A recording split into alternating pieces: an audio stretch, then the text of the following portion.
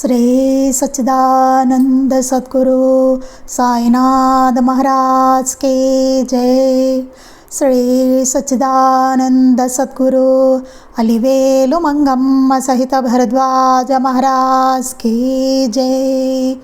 శ్రీ సచ్చిదానంద సద్గురు నాంపల్లి బాబా మహారాజ్ కి జై. జై సాయి మాస్టర్. ఈరోజు సత్సంగంలో మనం మహాత్ముల ముద్దుబిడ్డడు ఆచార్య శ్రీ కిరాల భరద్వాజ్ మహారాజ్ గారి చరిత్ర చదువుకుంటున్నాం. రచన శ్రీ థామస్ రెడ్డి గారు. దీనిలో అధ్యాయం 5 సాయి తత్వ ప్రచారం అనేటువంటి అధ్యాయాన్ని మనం చదువుకుంటున్నాం. మనం క్రితం సత్సంగంలో సాయి సూక్తి, ఆచార్యవాణి బాబా సూక్తికి మాస్టర్ గారు చెప్పిన వివరణ చదువుకున్నాం. మనం తర్వాత మందిర నిర్మాణాలు గురించి మనం చదువుకుంటున్నాం. అంటే బాబా మందిరం ఎట్లా నిర్మించుకోవాలి అని మాస్టర్ గారు చెప్పిన సూచనలు అన్నిటిని మనం చదువుకుంటున్నాం. సత్సంగాలతో ప్రారంభించి నిరంతర పారాయణ నామస్మరణతో పునీతమైన స్థలంలోనే సాయి మందిర నిర్మాణాలు జరగడం శ్రేయస్కరం అంటారు మాస్టర్ గారు. అంటే ముందు బాబా మందిరం నిర్మించదలుచుకున్నప్పుడు ముందే ఏం చేయాలంటే అందరూ కలిసి సామూహికంగా పారాయణ చేయాలి. చేస్తూ అలాగే సత్సంగం కూడా చేసుకొని అప్పుడు ఆ పునీతమైన ఆ స్థలంలో బాబా మందిర నిర్మాణం జరగాలి అని మాస్టర్ గారు చెప్పేవారు. సత్సంగాల ద్వారా హృదయాల్లో శ్రీ సాయినాథుని పట్ల భక్తి ప్రేమలు పెంచుకున్న పిమ్మటే అందరూ కలిసి సాయి మందిరం నిర్మించుకుని అందులో నిత్యము 4 షిరిడి ఆరతులు, పారాయణ, సత్సంగం, భజన జరుగునట్లు చూచుకుంటూ ఉచిత వైద్యం, గ్రంథాలయం మున్నగు సేవా కార్యక్రమాలు ప్రజలకు అందించాలన్నదే వీరి ముఖ్యోద్దేశం.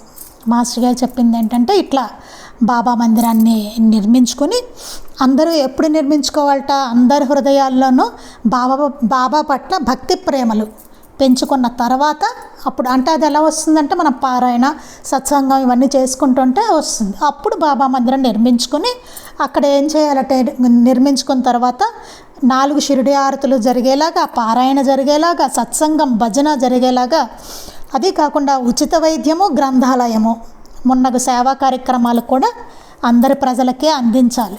అట్లా ఉండాలి మందిరం అంటే అని చెప్పారు. పారాయణ భక్తి లేకుండా, హృదయ సంస్కారం లేకుండా కమిటీలు ఏర్పడి చందాలు పోగు చేసి ధర్మకార్యాలు చేయక మందిర నిర్మాణాన్ని చేపట్టడం వల్ల లాభమేముంటుంది? అంటే ప్రస్తుతం ఉన్న మందిరాలు ఎట్లా ఉన్నాయో వాటి పరిస్థితి చూస్తే మనకి మాస్టర్ గారు చెప్పింది అక్షర సత్యం అని అర్థమవుతుంది. చూడండి గుళ్ళల్లో ఎట్లా తయారవుతుందంటే కమిటీలు ఇవన్నీ కొట్లాట్లు, గొడవలు, ఒకళ్ళనొకళ్ళు చేసుకోవడం, లేకపోతే ఆలయానికి వచ్చే ఆ డబ్బంతా వాళ్ళ స్వప్రయోజనానికి వాడుకోవడం, సేవా కార్యక్రమాలు చేయకపోవడం, చేసినా ఏదో తూతూ మంత్రంగా ఊరికే చేస్తారనమాట. ఏదో అలాగా అధిక మొత్తంలో వాళ్ళ స్వలాభానికి ఆ ధనాన్ని వాడుకుంటారు. ఇలాంటివి ఎన్నో మనం చూస్తున్నాం. అలా చేస్తే ఏమవుతుంది? దానివల్ల ఇంక ఉపయోగం ఏమిటి? భగవంతుడి పేరు చెప్పుకొని అట్లా చేయడం కదా. అందుకని వాస్తవానికి వేదకాలంలో ప్రత్యేకించి గుళ్ళు గోపురాలు లేవని, మహాత్ములు అడుగడిగిన సంచరించిన స్థలాలే దివ్యక్షేత్రంగా వెలుగొందాయని తెలుస్తుంది. కానీ పెద్దలు పిల్లలు నిత్యపారాయణ ప్రార్థనల ద్వారా ప్రతి ఇల్లు ఆ మందిరంగా మలుచుకోవాలి. ఇది మనం చాలాసార్లు చెప్పుకున్నాం. ఇది మన ఇల్లే మందిరం అవ్వాలి. మాస్టర్ గారు ఎన్నోసార్లు చెప్పడం జరిగింది. అది సత్సంగమైనా అంతే, ఎవరింట్లో వాళ్ళు చేసుకుంటూ చక్కగా సాయి మందిరంలా చేసుకోవాలని చెప్పారు మాస్టర్ గారు పారాయణ సత్సంగాల్ని. అందుకని రాను రాను అది ఏమైందిట, లోపించినందువలన కనీసం వారానికో నెలకోసారి మొక్కుబడిగా దేవాలయానికి వెళ్ళే పరిస్థితి వచ్చింది. మనకు అలాగా దేవాలయాలకు వెళ్ళే పరిస్థితి అట్లా వచ్చిందనమాట. ఏది ఏమైనా సరే దేవాలయాలన్నీ దైవాన్ని ఆరాధించి సర్వ జడ జీవ రూపాల్లో ఆ దైవమే నిండి ఉందని ఆ భావాన్ని ఉపాసించడానికి, తద్వారా స్ఫూర్తి పొంది సామాజిక సుఖశాంతులకు దోహదం చేయడానికి ఏర్పడ్డాయని చెప్పుకోవాలి. సమాజానికి అంతటికీ సుఖశాంతులు కలగడానికి దేవాలయాలు ఏర్పడ్డాయి అని చెప్తున్నారు మాస్టర్ గారు. మన సంస్కృతికి అంతటికి ఆటపట్టైన ఆధ్యాత్మిక జీవితానికి మూల స్తంభాలు వంటివి దేవాలయాలు అన్నది మరిచిపోరాదు. మన సంస్కృతికి ఆటపట్టైన ఆధ్యాత్మిక జీవితానికి మూల స్తంభాలు దేవాలయాలు. ఆ విషయాన్ని ఎప్పుడు మర్చిపోకూడదు. ఇవన్నీ మనం మైండ్లో పెట్టుకుని గుడికే వెళ్ళామనుకోండి, దేవాలయానికి ఒళ్ళు దగ్గర పెట్టుకుని ఉంటాం. ఆ ఉన్నంతసేపు భగవంతుడి మీద ధ్యాస పెట్టుకుని ఉంటాం. లేకపోతే అక్కడ కూడా లోకాభిరామాయణమే వస్తుంది. ఎందుకు? అందుకన్నా ఇంట్లోనే ఉండొచ్చు కదా, ఎందుకు వచ్చింది వెళ్ళడం కదా. అక్కడికి వెళ్ళి మన భగవంతుడి సన్నిధి కోసం పెడతాం. ఆ సన్నిధిలో కాసేపు హాయిగా ఉందామని చెప్పి పెడతాం మనం, ఆయన స్మరణలో ఉందామని. కానీ అక్కడ కూడా ఏవేవో లోకాభిరామాయణాలు, లేకపోతే వంతులు, కీచులాట్లు, నువ్వు ఎక్కువ ఇచ్చావంటే నేను ఎక్కువ ఇచ్చాను అనుకుంటూ ఇవన్నీ గొడవలు, గందరగోళం, ఏవో రాజకీయాలు. నాతో కొంతమంది చెప్పిన వాళ్ళు ఉన్నారండి, బాబా గుడికి అక్కడేవో ఇలాంటి రాజకీయాలు వచ్చి వాళ్ళు వెళ్ళడం మానేశారట బాబా గుడికి. అట్లా చెప్పిన వాళ్ళు ఉన్నారు. ఎంత విచిత్రం చూడండి. మనం ఎందుకు వెళ్తాం దైవం దగ్గరికి? గుడికి ఎందుకు వెళ్తామండి? హాయిగా మన మనశ్శాంతిగా ఉండడానికి, సుఖంగా హాయిగా ఆయన స్మరణలో ఆయన సన్నిధిలో ఉండడానికి వెళ్తాం. మరి అక్కడ కూడా గొడవలు వస్తున్నాయంటే ఇంకెక్కడికి వెళ్తారు చెప్పండి అలా ఉంటే కదా. ఎందుకు ఏర్పడ్డాయి దేవాలయాలు? శ్రీ సాయి ఇక్కడి నుంచి మనం చదువుకోవాలండి. శ్రీ సాయి అందరికీ ఆదర్శప్రాయంగా వ్యవహరించారు. బాబా చేష్టలు ఎప్పుడు ఆయన ఏం చేసినా సరే అందరికీ ఆదర్శంగా ఉండేలాగా బాబా వ్యవహరించారు. ఎప్పుడు అన్నేళ్ల పాటు ద్వారకామాయిని ఎలా నిర్వహించారో చూస్తే ఆలయాలు ఎలా నిర్వహించాలో మనకు అర్థమవుతుంది. మరి ఆయన అన్నేళ్ళు ద్వారకామాయిని అలాగ నిర్వహించారు. ఆయన ద్వారకామాయిలో ఉండి బాబా ఆలయాలు అది చూస్తే కానీ మనం అలా ఆలయాలు ఎలా నిర్వహించాలో మనకు అర్థం కాదు. జాతి కుల మత వివక్షత లేక సర్వమానవులు ద్వారకామాయికి వచ్చి ప్రార్థనలు, పూజలు, పారాయణలు, సద్గ్రంథ పఠన, మహనీయుల సేవ, వారి బోధల శ్రవణము చేయడం, మన కష్టసుఖాలను వారికి చెప్పుకొని ధర్మం ప్రకారం ఆచరించడం, సంకీర్తనలు, అన్నదానం, సహపంక్తి భోజనాలు, ఇలా ఆధ్యాత్మిక వికాసానికి సమాజ ఐక్యతకు తోడ్పడే పనులే నిరంతరం జరుగుతుండేవి. బాబా సన్నిధి ఎట్లా ఉండేది, ద్వారకామాయి ఎట్లా ఉండేది అనేదానికి ఇక్కడ చెప్తున్నారు. జాతి కుల మత వివక్షత లేక సర్వమానవులు ద్వారకామాయికి వచ్చేవారు. వీళ్ళు ఏం జాతి అని కానీ, ఏం కులం అని కానీ, ఏం మతం అని కానీ ఇలాంటి వివక్షత ఎక్కడా లేదు బాబా దగ్గర. అందరూ సర్వులు వచ్చేవారు, అందరికీ ప్రవేశం. ఆ ద్వారకామాయి ఎప్పుడు అట్లా తెరిచి ఉండేది. అట్లా సర్వమానవులు ద్వారకామాయికి వచ్చి ప్రార్థనలు, పూజలు, పారాయణలు, సద్గ్రంథ పఠన, మహనీయుల సేవ, ఎవరికి ఏది చేయాలనుకుంటే అన్నీ చేసుకునేవారు. ప్రార్థనలు చేసుకునేవారు, పూజలు, పారాయణలు, సద్గ్రంథ పఠన, మహనీయులకి సేవ, వారి బోధనలు శ్రవణం చేయడం, కష్టసుఖాలని వారికి చెప్పుకుని, బాబాకి చెప్పుకుని ధర్మం ప్రకారం ఆచరించడం, సంకీర్తనలు జరిగేవి, అన్నదానాలు జరిగేవి, సహపంక్తి భోజనాలు జరిగేవి. అందరూ కలిసి కూర్చొని తినేవాళ్ళు. సహపంక్తి భోజనాలు, వీడు కూర్చోకూడదు వాళ్ళు అట్లాంటివి ఏమీ లేవు. అయితే వీళ్ళకి స్పెషల్ వాళ్ళకి అట్లా ఏం లేదు. అందరూ కలిసి హాయిగా తినేవారు. ఇలా ఆధ్యాత్మిక వికాసానికి సమాజ ఐక్యతకు తోడ్పడే పనులే నిరంతరం జరుగుతుండేవి. అవే నిరంతరం జరిగేవి. ఇప్పటికే మనం మహనీయుల సన్నిధి చూస్తే ఇట్లాగే మనకి కనబడుతుంటుంది. మహాత్ముల దగ్గర, అమ్మగారి దగ్గరికి వెళ్ళినా, మాస్టర్ గారి దగ్గరికి వెళ్ళినా చక్కగా ఇట్లాంటి కార్యక్రమాలే మనకు కనబడుతూ ఉంటాయి. ఎవరైనా రావచ్చు. కులం, మతం ఇలాంటి వివక్షత ఏమీ లేదు. అందరూ హాయిగా పూజలు చేసుకుంటారు, పారాయణలు చేసుకుంటారు, సద్గ్రంథ పఠనం చేసుకుంటారు, సేవ చేసుకుంటారు, సత్సంగంలో పాల్గొంటారు, కష్టసుఖాలు చెప్పుకుంటారు, సంకీర్తనలు జరుగుతాయి, అన్నీ జరుగుతాయి, సహపంక్తి భోజనాలు జరుగుతాయి, అన్నీ ఇలాగా. ఒకరి మధ్య ఒకరికి విభేదాలు అక్కడ తలెత్తలేదు. బాబా సన్నిధిలో ఒకరి మధ్య ఒకరికి అసలు విభేదాలు తలెత్తలేదు ఇలాంటి విషయాల్లో. ఈ రీతినే శ్రీ సాయిబాబా మందిరాలు నిర్వహించుకోవాలి. బాబా మనకి చూపించారు ద్వారకామాయి ఎట్లా ఉందో. ఆయన ఆచరించి అన్నీ చూపించారు. ఇట్లా ఉండాలి, మీరు కనుక మందిరం కట్టుకుంటే ఇట్లా ఉండాలి, బాబా మందిరం కట్టుకుంటే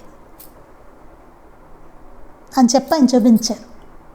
దాన్ని మనం ఫాలో అవ్వాలన్నమాట మందిరం కట్టుకుంటే.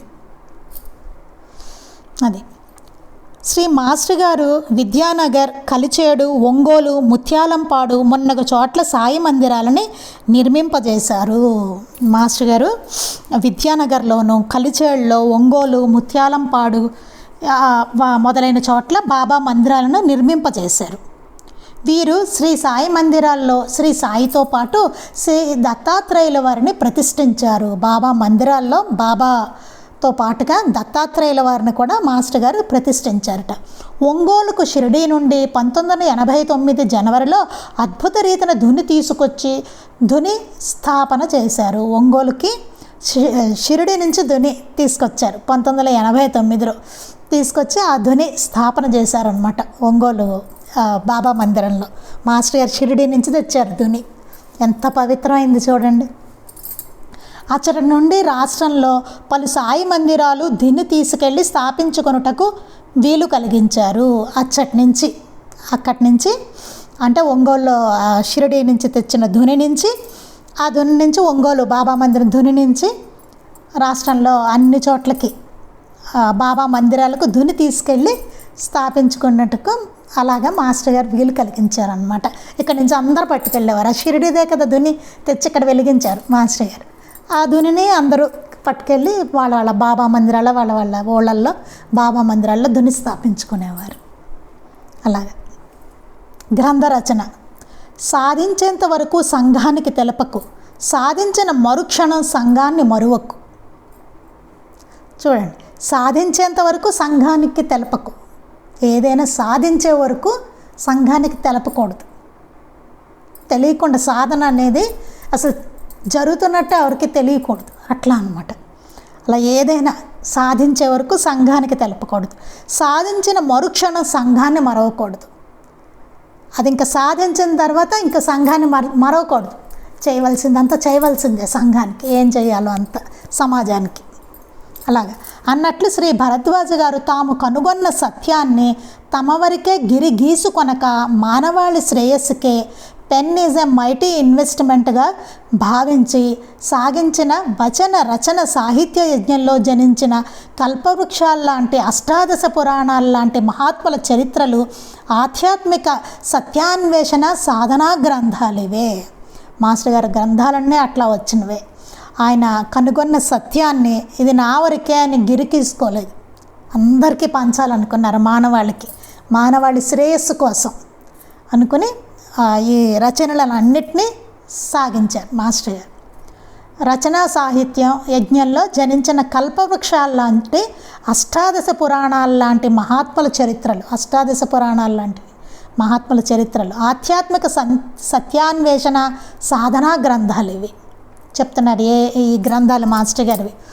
ఏది నిజం, మతం ఎందుకు, విజ్ఞాన వీచికలు, శ్రీ సాయి లీలామృతం, సాయిబాబా ది మాస్టర్, శ్రీ గురు చరిత్ర, శ్రీ సాయినాథ ప్రబోధామృతం, శ్రీ సాయి సన్నిధి, దత్తావతార మహత్యం, పరిప్రశ్న, సత్సంగం భజన, శ్రీ సాయినాథ పూజా విధానం, షిరిడి ఆరతులు, షిరిడి క్షేత్ర సందర్శనం, శ్రీ అక్కలకోట స్వామి చరిత్ర, voice of the mother, Shri Hazrat Tajuddin Baba చరిత్ర, శ్రీ టిబెట్ యోగి మీలారేప, నేను దర్శించిన మహాత్ములు శ్రీ పాకలపాటి గురువుగారు, రాఖాడి బాబా అవధూత శ్రీ చీరాల స్వామి, శ్రీ ఆనందమాయి అవధూత శ్రీ వెంకయ్య స్వామి, ధ్యానయోగ సర్వస్వం, మనము మన సంస్కృతి, పురుష సూక్త రహస్యం మొదలగు ఈ గ్రంథాలని మాస్టర్ గారు మనకి అందించారన్నమాట.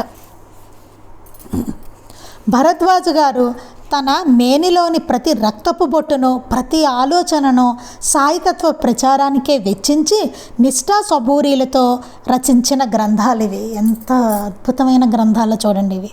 మాస్టర్ గారు ఆయన శరీరంలోని ప్రతి ఒక్క రక్తపు బొట్టును, ప్రతి ఆలోచనని సాయితత్వ ప్రచారానికే వెచ్చించారు. ఆయన నిష్ఠా సబూరీలతో ఈ గ్రంథాలన్నిటినీ రచించారు. మన కోసం, మనందరి కోసం, ఈ మానవాళి కోసం.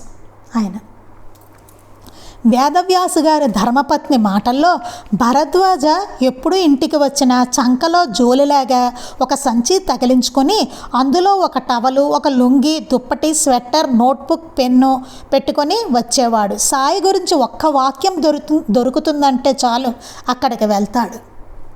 చూడండి, మాస్టర్ గారి అన్నగారి ధర్మపత్ని ఆవిడ చెప్పారు ఏంటంటే, మాస్టర్ గారట ఎప్పుడు ఇంటికి వచ్చినా సరే చంకలో జోలిలాగా ఒక సంచి తగిలించుకుని వచ్చేవారట. అందులో ఏముండేట, ఒక టవల్ట, ఒక లుంగి, దుప్పటి, స్వెట్టరు, నోట్బుక్, పెన్ను పెట్టుకుని వచ్చేవాళ్ళు.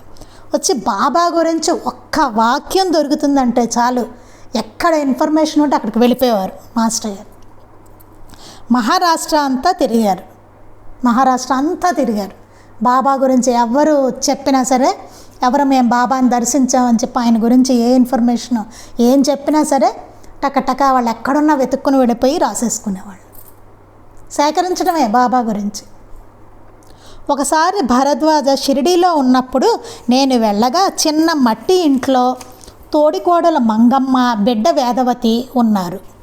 ఒకసారి వేదవ్యాసు గారు ధర్మపత్ని గారు షిరిడీ వెళ్ళారట. అప్పుడు మాస్టర్ గారు షిరిడీలో ఉన్నారట. ఒక చిన్న మట్టి ఇంట్లో ఉన్నారట మాస్టర్ గారు అమ్మగారు ఉన్నారట. వేదమ్మ గారు ఉన్నారట. అదే చిన్న బిడ్డ వేదమ్మ గారు. బిడ్డ జ్వరంతో ఉన్నది. వేదమ్మ గారు జ్వరంతో ఉన్నారట. అయినప్పటికీ భరద్వాజ శ్రీ సాయిని గురించి ఈ సాధువు దగ్గర ఏమి దొరుకుతుందో, ఆ సాధువు దగ్గర ఏమి దొరుకుతుందో అని జీవనోపాధిని కూడా లెక్క చేయక తిరుగుతున్నాడు. అయినా అలా ఆ మట్టింట్లో ఉండి అమ్మగారు, మాస్టర్ గారు, వేదమ్మగారు చిన్న బిడ్డ, ఆవిడేమో జ్వరంతో ఉన్నారట. ఇటు అమ్మగారు చూసుకుంటూ ఉంటే మాస్టర్ గారు వెళ్ళి ఆ సాధువు దగ్గర, ఈ సాధువు దగ్గర ఏం దొరుకుతుందో బాబా గురించి అని చెప్పి అన్నీ రాసుకుని వస్తూ ఉండేవారు అన్నమాట. బాబా జోలలో భిక్ష తెచ్చుకొని అందరికీ ఎట్లా పంచిపెట్టాడో అట్లే భరద్వాజ జీవితమంతా తిరిగి దేవతల క్షీరసాగరాన్ని మదించి అమృతాన్ని సాధించినట్లు తాను సాయి లీలల్ని సేకరించి ఆ అమృతాన్ని మనకి పంచిపెట్టాడు అని భరద్వాజ గారు వదిన గారు అంటారు. ఎంత బాగుంది చూడండి వాక్యాలు. అసలు నిజంగా ఆలోచిస్తే ఎంత సత్యం అన్నది మనకి అర్థమవుతూ ఉంటుంది. బాబా జోలిలో భిక్ష తెచ్చుకొని, బాబా ఏం చేసేవారు, 5 ఏళ్లలో భిక్ష అడిగి తెచ్చుకునేవారు. జోలిలో తెచ్చుకుని అందరికీ ఎట్లా పంచిపెట్టాడు, అందరికీ పంచేసేవారు బాబా. మనకు తెలుసు, మన లీలామృతంలో అక్కడ చదువుకున్నాం. అలాగే మాస్టర్ గారు జీవితం అంతా బాబా కోసం తిరిగి దేవతలు క్షీరసాగరాన్ని మదించి అమృతం తెచ్చినట్టుగా మాస్టర్ గారు సాయి లీలలన్నీ సేకరించి ఆ అమృతాన్ని మనకు పంచిపెట్టారు కదా. కష్టమంతా అయింది, సుఖం అంది. హాయిగా ఇంట్లో కూర్చొని మనం ఆ గ్రంథం చదువుకుని మన కోరికలు అన్నీ నెరవేర్చుకుంటాం, కష్టాలు అన్నీ నెరవేర్చుకుంటున్నాం. మాస్టర్ గారు ఎంతో తప్పించి అసలు ఎక్కడ దొరుకుతుందా బాబా గురించి అని చెప్పి తిరిగి నిద్రాహారాలు మానుకుని ఆయన అన్నీ వదులుకొని ఆయన వెళ్ళి, ఇంకా ఏంటి నాకు ఇప్పుడు ఈ క్షణంలో డబ్బులు ఎలాగా, ఇట్లాంటి ఆలోచన కూడా లేదు ఆయనకి. తిరిగి మహారాష్ట్ర అంతా తిరిగారు బాబా కోసం. ఎవరు చెప్తారు బాబా గురించి అని. కొంతమంది తిట్టేవాళ్ళు మాస్టర్ గారిని వెళ్తే, చెప్పమని అడిగితే తిట్టేవారట కూడా, పొమ్మనేవారట. మాస్టర్ గారు ఏమో అలా అనుకోలేదే, నా అంతటి వాడిని పొమ్మన్నారని కానీ అని ఏమనుకోలేదు. బాబా సేవలు ఇవన్నీ వస్తాయి అంతే. ఆ తర్వాత ఏమేది వాళ్ళకే బాబా కనిపించి చెప్పేవారు, ఫలానా ఆయనకి చెప్పండి. వాళ్ళు వెంటనే పిలిచి చెప్పేవారు. చాలామంది ఇష్టపడేవారు కాదు చెప్పడానికి. అలా జరిగిన సన్నివేశాలు కూడా ఉన్నాయి. చూడండి మరి ఎంత కష్టపడ్డారో మాస్టర్ గారు. ఓ మట్టింట్లో ఉన్నారట. అంటే కష్టమంతా అయిందే, సుఖం మనది. ఎవరు చేస్తారని అంతలాగా. అంటే ఆయన బిడ్డల పట్ల ఎంత తపనుందో చూడండి, ఈ సమాజం పట్ల.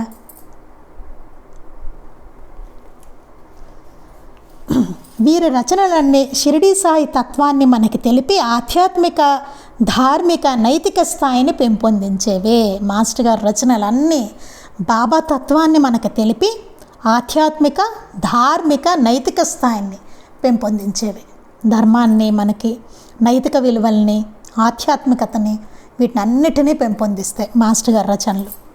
దేశాటన, వృద్ధుల సేవ, సత్పురుషుల సహవాసం, బహుగ్రంథ పఠనం, నిరంతర శాస్త్రాధ్యయనం, అవగాహన, ప్రాచీన ఆధునిక భావాల పట్ల సమదృష్టి, పాశ్చాత్య దృక్పథాల పట్ల సరియైన శిక్షణ ఉన్న ఉత్తమ పరిశోధకుడు శ్రీ భరద్వాజ గారిలో కనిపిస్తారు. మాస్టర్ గారిలో కనిపించే ఇవన్నీ చెప్తున్నారు. దేశాటన అంతా తిరిగేవారు ఆయన. వృద్ధుల సేవ, వృద్ధులకు ఎంతో సేవ చేసేవారు. ఏదో గ్రంథాలు కదా అని గ్రంథాలు రాస్తూనో, లేకపోతే సత్సంగం కదా అని బోధిస్తూనో ఆయన కూర్చోలేదు. బోల్డ్ చేశారు మాస్టర్ గారు. వృద్ధుల సేవ చేశారు, సాధు సత్పురుషుల సహవాసం చేశారు, బహుగ్రంథ పఠనం, ఎన్నో గ్రంథాలు మాస్టర్ గారు చదివారు, చాలా గ్రంథాలు. నిరంతర శాస్త్ర అధ్యయనం, అంతకు ముందే ఆయన శాస్త్రాలనే చదువుకున్నారు వాళ్ళ నాన్నగారి ఆధ్వర్యంలో. అవగాహన, చక్కటి అవగాహన కలిగి ఉండేవారు. ప్రాచీన ఆధునిక భావాల పట్ల సమదృష్టి. అసలు చూడండి, ప్రాచీన ఆధునిక భావాలు రెండిటి పట్ల సమమైన దృష్టి ఉండేది. చింతకాయ పచ్చడి ఆ పాత వాటిని మనం అలాగే ఉంటాం కదా, దాన్ని వదిలేసో, లేకపోతే చాలా మోడర్న్ అయిపోయింది అనుకుంటూ వాటిని వదిలేసో అట్లా ఉంటుంది మనకి. అలా కాదు, మాస్టర్ గారిది ఎలా ఉండేది, ప్రాచీన ఆధునిక భావాల పట్ల సమదృష్టి. ఏది మంచిదైనా సరే అటైనా, ప్రాచీనదైనా ఆధునికమైనా సరే, ఏది మంచి అయినా సరే వాటి పట్ల సమదృష్టి ఉండేది. అంతేగాని ఒక రకమైన పార్షియాలిటీ ఇది ఉంటుందండి కొంతమందికి కదా, పాత భావాలనే వాళ్ళు ఎంకరేజ్ చేస్తూ ఉంటారు. కొందరేమో ఈ ఆధునిక భావాలనే ఎంకరేజ్ చేస్తూ ఉంటారు. అట్లా కాదు, రెండిట్లోనూ మంచిని చక్కగా అప్రిషియేట్ చేశారు మాస్టర్ గారు. రెండిట్లో మంచిని తీసుకోవాలి కదా. ఇప్పుడు ఉదాహరణకి టెక్నాలజీ ఉందండి. టెక్నాలజీ చెడ్డదా? కాదు, చాలా గొప్పది కదా. కానీ ఎలాగైనా ఉపయోగించుకోవచ్చు, దాన్ని మంచిగానే ఉపయోగించుకోవచ్చు, చెడుగానే ఉపయోగించుకోవచ్చు కదా. కొత్తది కదా, ఆధునికం కదా అని కొట్టిపడేయడం కాదు, మనం ఎలా ఉపయోగించుకుంటున్నాం అన్నది.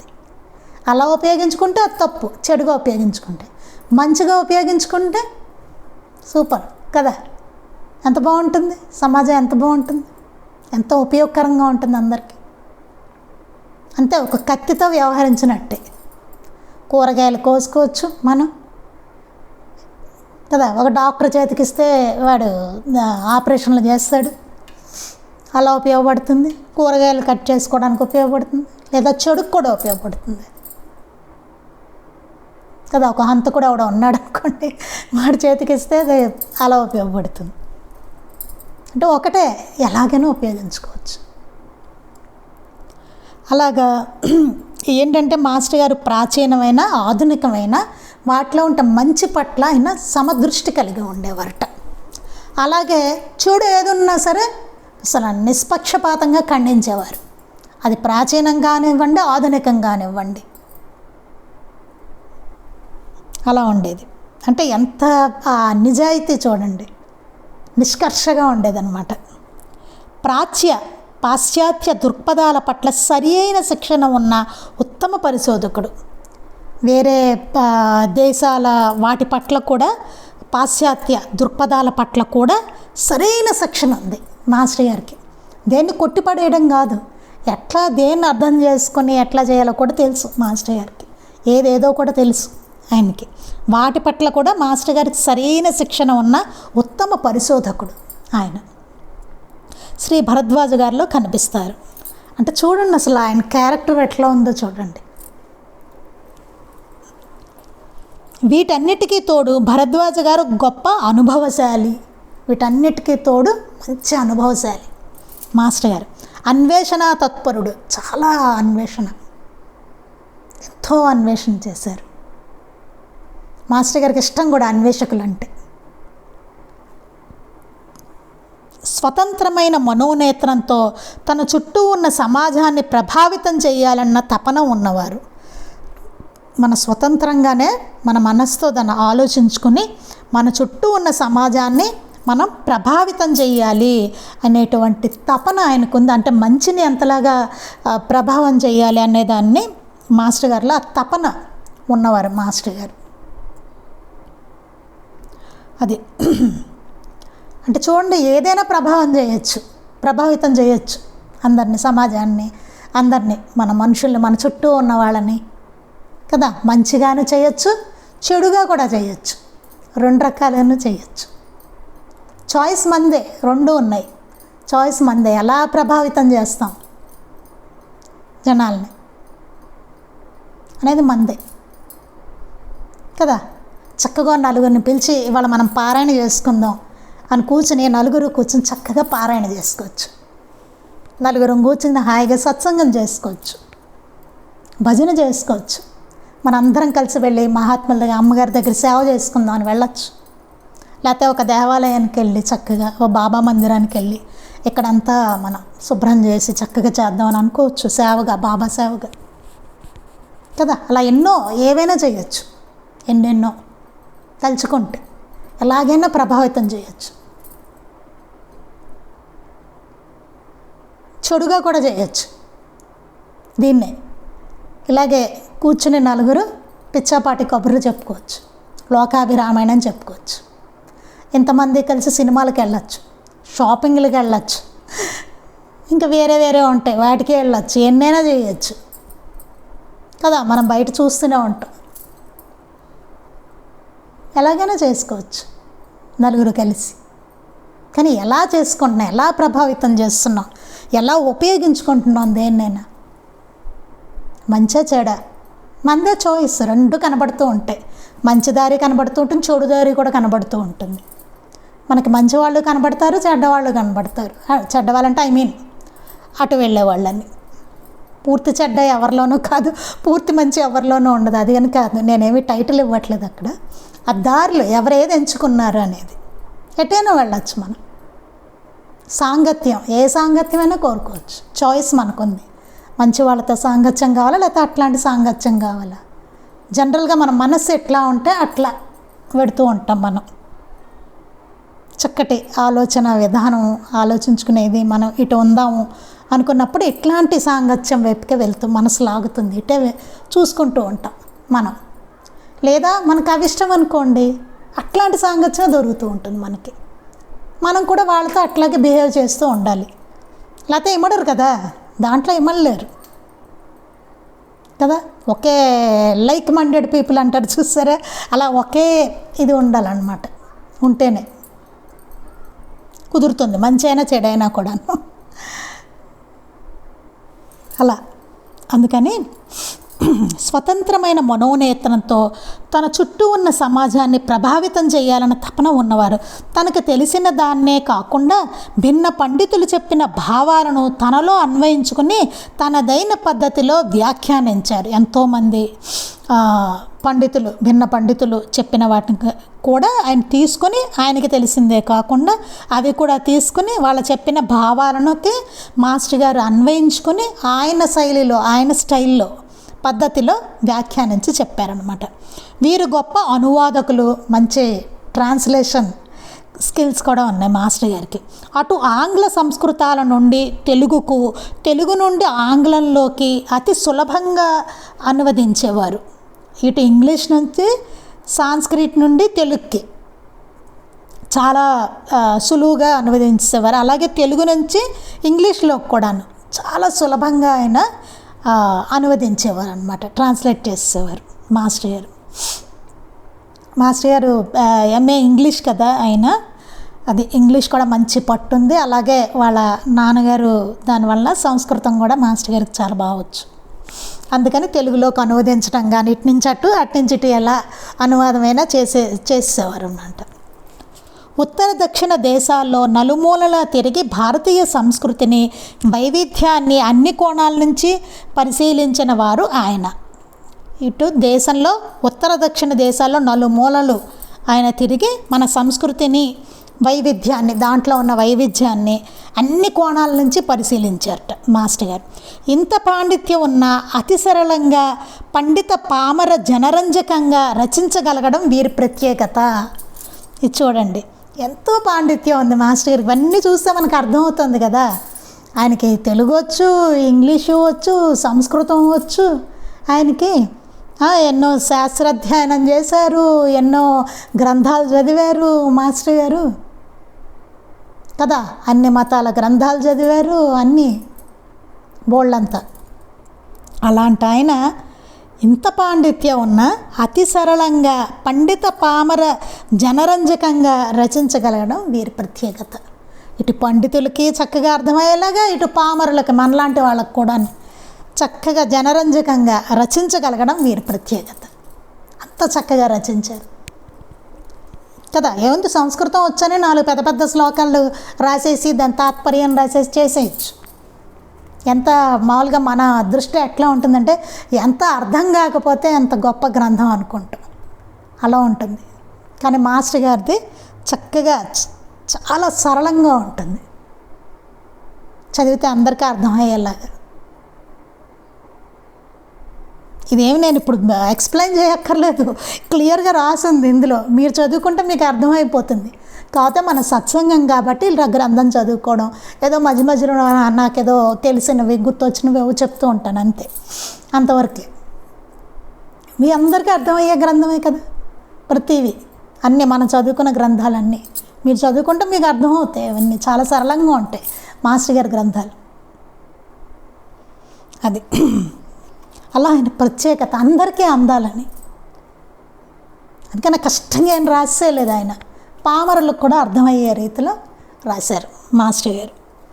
అది నెక్స్ట్ మనం వారి గ్రంథాల గురించి కాస్త క్లుప్తంగా ఇందులో ప్రస్తావించారు. ఒక్కొక్క గ్రంథం గురించి ఏది నిజం, మతం ఎందుకు, విజ్ఞాన విజయ, వీటిలో ఏముంది అనే దాన్ని క్లుప్తంగా రాసి ఇందులో పొందుపరిచారు. అవి రేపు మనం చదువుకుందాం. శ్రీ సచ్చిదానంద సద్గురు సాయినాథ్ మహారాజ్ కీ జై. శ్రీ సచ్చిదానంద సద్గురు అలివేలు మంగమ్మ సహిత భరద్వాజ మహారాజ్ కీ జై. శ్రీ సచ్చిదానంద సద్గురు నాంపల్లి బాబా మహారాజ్ కీ జై. గురుదేవ దత్త అవధూత చింతన. లోకా సమస్తాః సుఖినో భవంతు. లోకా సమస్తాః సుఖినో భవంతు. లోకా సమస్తాః సుఖినో భవంతు. జై సాయి మాస్టర్.